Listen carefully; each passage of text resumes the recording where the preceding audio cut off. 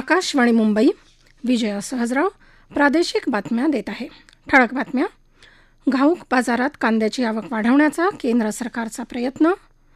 मराठा आरक्षण आणि धनगर आरक्षणाच्या मागणीसाठी आज राज्यात बंदची हाक, ठिकठिकाणी निदर्शनं. 2025मध्ये ऑस्करच्या शर्यतीत भारताचं प्रतिनिधित्व लापता लेडीज करणार. अमरावतीत खाजगी बस नदीत कोसळून झालेल्या अपघातात 4 जण ठार तर 25 जण जखमी. आणि मुंबईसह राज्याच्या विविध जिल्ह्यात जोरदार पावसाची हजेरी. कांद्याचे दर कमी करण्यासाठी सरकार घाऊक बाजारात कांद्याची आवक वाढवणार आहे. ग्राहक व्यवहार विभागाच्या सचिव निधी खरे यांनी नवी दिल्लीत वार्ताहर परिषदेत ही माहिती दिली. कांद्याचा पुरेसा साठा असून खरीप हंगामात चांगली पेरणी झाली आहे, त्यामुळे कांद्याचे दर लवकरच कमी होतील असा विश्वास त्यांनी व्यक्त केला. सरकार किरकोळ बाजारात प्रति किलो 35 रुपये दरानं कांदा विक्री करत आहे. या आठवड्यापासून देशातल्या प्रमुख शहरांमध्ये अनुदानित दराने कांदा विक्री सुरू होणार असल्याची माहिती त्यांनी दिली. जगातल्या प्रत्येक क्षेत्रात विकासासाठी तंत्रज्ञानाची आवश्यकता असून तंत्रज्ञान विश्वव्यापी असल्याचं प्रतिपादन प्रधानमंत्री नरेंद्र मोदी यांनी केलं आहे. अमेरिका दौऱ्यात न्यूयॉर्कमध्ये अमेरिकेतल्या तंत्रज्ञान क्षेत्रातल्या आघाडीच्या कंपन्यांच्या मुख्य व्यवस्थापकीय संचालकांची गोलमेज परिषद प्रधानमंत्री मोदी यांनी घेतली. तिथे ते बोलत होते. अमेरिकेतला भारतीय समुदाय म्हणजे भारताचे सदिच्छा दूत असल्याचं प्रधानमंत्र्यांनी सांगितलं. न्यूयॉर्कमधील लाँग आयलंड इथं भारतीय समुदायातर्फे आयोजित कार्यक्रमात त्यांनी हे सांगितलं. बोस्टन आणि लॉस एंजलिस इथं 2 भारतीय दूतावास सुरू केले जातील अशी घोषणा प्रधानमंत्र्यांनी यावेळी केली. प्रधानमंत्री नरेंद्र मोदी यांनी आज न्यूयॉर्कमध्ये भारतीय प्रमाणवेळेनुसार पहाटे कुवेतचे राजपुत्र शेख सबाह अल खलीद अल सबाह यांच्याशी तसंच नेपाळचे प्रधानमंत्री के.पी. शर्मा ओली यांच्याशी द्विपक्षीय चर्चा केली. सीईओ राऊंड टेबल या कार्यक्रमात त्यांनी उद्योजकांशी चर्चा केली. जम्मू काश्मीरच्या विधानसभा निवडणुकांच्या दुसऱ्या टप्प्याचा प्रचार आज संध्याकाळी संपणार आहे. दुसऱ्या टप्प्यात रियासी, राजौरी, पूंछ, श्रीनगर आणि बडगाम या 5 जिल्ह्यातल्या 26 मतदारसंघांसाठी येत्या बुधवारी म्हणजे 25 सप्टेंबर रोजी मतदान होणार आहे. येत्या 8 ऑक्टोबर रोजी मतमोजणी होईल. निवडणूक आयोगाचं पथक 26 ते 28 सप्टेंबर या दरम्यान महाराष्ट्र दौऱ्यावर येणार आहे. या काळात राज्यातले विविध राजकीय पक्ष, राज्य निवडणूक आयोग, सुरक्षा यंत्रणा आणि प्रशासकीय अधिकारी यांच्यासोबत आयोगाचं पथक बैठक घेणार आहे. 28 सप्टेंबरला मुंबईत आयोगाची वार्ताहर परिषद होईल. यात राज्यातल्या निवडणूक कार्यक्रमाची घोषणा होण्याची शक्यता आहे. मराठा आरक्षणासाठी आंदोलन सुरू असून मराठा आरक्षणासाठी मनोज जरांगे पाटील गेले काही दिवसांपासून आंतरवली सराटीत उपोषण करत आहेत. तसंच धनगर आरक्षणासाठी धनगर समाजाचे नेते आणि पदाधिकारीही वेगवेगळ्या ठिकाणी उपोषणाला बसले आहेत. सकल मराठा समाजाच्या काही नेत्यांनी पंढरपुरात येऊन धनगर समाजाच्या मागण्यांसाठी उपोषण करत असलेल्या धनगर नेत्यांची भेट घेतली. जरांगे पाटील यांनी धनगर एसटी आरक्षणाला आपला पाठिंबा याआधीच जाहीर केला आहे. नांदेडमधल्या सकल मराठा समाजानं आज नांदेड बंदची हाक दिली आहे. नांदेड बंदच्या पार्श्वभूमीवर नांदेड शहरातल्या काही शाळाही बंद राहणार असल्याचं सांगण्यात आलं आहे. अहमदनगर जिल्ह्यातल्या अखंड मराठा समाजाच्या वतीनं आज जिल्हा बंद पुकारण्यात आला आहे. जरांगे पाटील यांच्या उपोषणाला पाठिंबा म्हणून सकल मराठा समाजाच्या वतीनं नगर तहसील कार्यालयासमोर उपोषण सुरू आहे. वसमत इथं एका युवकानं आज आत्महत्या केली. मराठा समाजाला आरक्षण मिळावं ही आपली शेवटची इच्छा असल्याचं त्यांनी चिठ्ठीत लिहिलं असल्याचं आमच्या वार्ताहरानं कळवलं आहे. परभणी जिल्ह्यात आज विविध ठिकाणी धनगर समाजाच्या वतीनं रास्ता रोको आंदोलन करण्यात आलं. धनगड या जमातीचे लोक राज्यात राहत नसून धनगर या जातीचे लोक राहतात, त्यामुळे धनगडऐवजी धनगर शब्द वापरून धनगर समाजाला केंद्र आणि राज्यात एसटी प्रवर्गात आरक्षण देण्याच्या मागणीसाठी पूर्णा, पालम, गंगाखेड, झरी, पाथरी अशा विविध 11 ठिकाणी रास्ता रोको आंदोलन करण्यात आलं. याला चांगला प्रतिसाद मिळाला. धनगर समाजाचे नागरिक यावेळी मोठ्या संख्येने उपस्थित होते. या प्रादेशिक बातम्या आकाशवाणीच्या मुंबई केंद्रावरून देत आहोत. पुढच्या वर्षी म्हणजेच 2025 मधल्या अकादमी पुरस्कार सोहळ्यासाठी भारताकडून लापता लेडीज हा चित्रपट पाठवण्यात येणार आहे.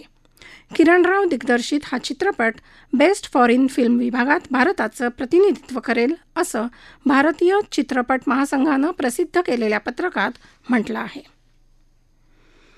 अमरावती जिल्ह्यात मेळघाटातल्या सेमाडोह परिसरात आज खाजगी बस पुलावरून नदीत कोसळून झालेल्या अपघातात 4 जण ठार तर 25 जण जखमी झाले.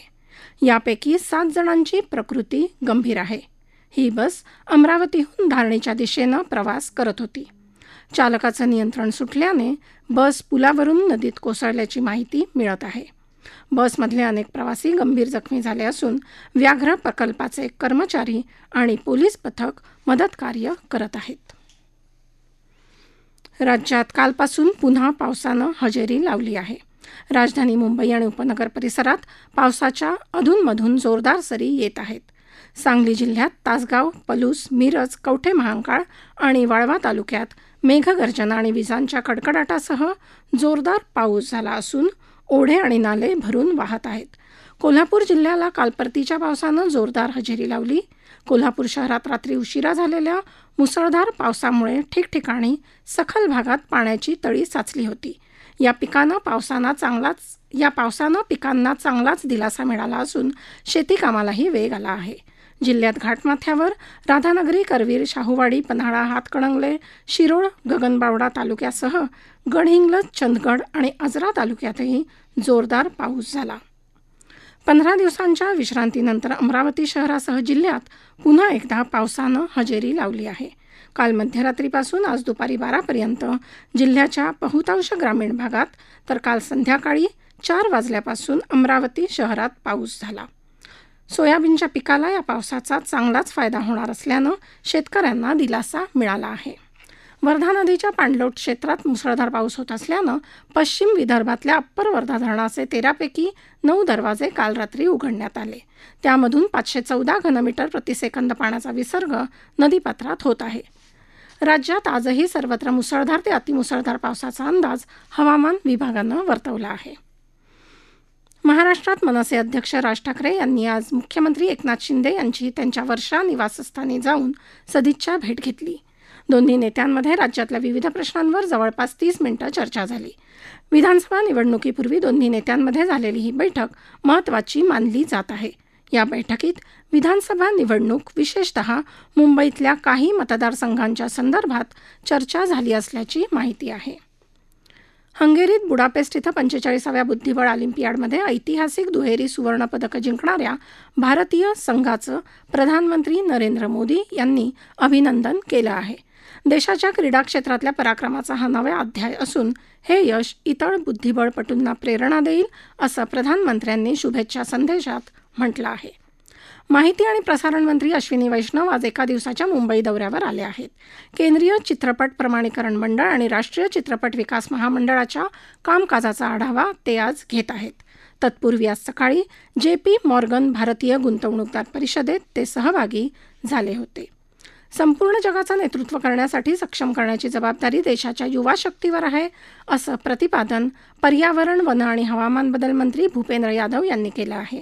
मुंबईतल्या नरसी मोंजे शिक्षण संस्थेत विकसित भारतासाठी युवा शक्ती कार्यक्रमाचा प्रारंभ आज त्यांच्या हस्ते झाला. त्यावेळी ते बोलत होते. तत्पूर्वी यादव यांनी एक पेड माँ के नाम या अभियानाअंतर्गत वृक्षारोपण कार्यक्रमातही भाग घेतला. राज्यातली जनता आज राष्ट्रवादी काँग्रेस, शरदचंद्र पवार काँग्रेस आणि उद्धव बाळासाहेब ठाकरेंच्या नेतृत्वाखालील शिवसेना यांना साथ देण्याच्या मनस्थितीत असल्याचं प्रतिपादन राष्ट्रवादी काँग्रेस शरदचंद्र पवार पक्षाचे अध्यक्ष शरद पवार यांनी केलं. ते रत्नागिरी जिल्ह्यात चिपळूण इथं पत्रकारांशी बोलत होते. विद्यापीठ अधिसभा निवडणुकीवर पक्षीय राजकारणाचा प्रभाव नसावा, असं मुंबई भाजपा अध्यक्ष आमदार आशिष शेलार यांनी म्हटलं आहे. मुंबईत ते आज वार्ताहरांशी बोलत होते.